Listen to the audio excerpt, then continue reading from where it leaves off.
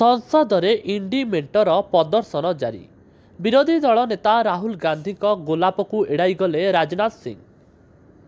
संसद भवन परिसर में आज एक रोचक दृश्य समस्त ध्यान आकर्षण करिछि।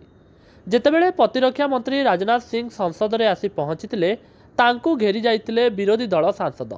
एही समय तांको पाखकु आसी गोलाप फूल देइतिले विरोधी दल नेता राहुल गांधी, जहाकू राजनाथ ग्रहण नकरी गृह भितर को चली जाइतिले। आज अधिवेशन आरंभ पूर्व संसद परिसर में एकाठी होइतिले विरोधी सांसद और जो एनडीए सांसद आसुतिले तांकू गोलाप फूल देई स्वागत करथिले राजनाथ सिंह।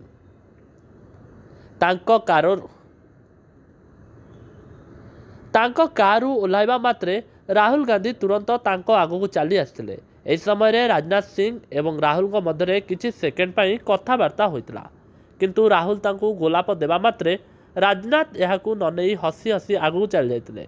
एही समय कांग्रेस नेता, भाजपा नेता एवं सेठारे उपस्थित थिबा सुरक्षाकर्मी माने मध्य हसुथिबा देखा जाइतिला।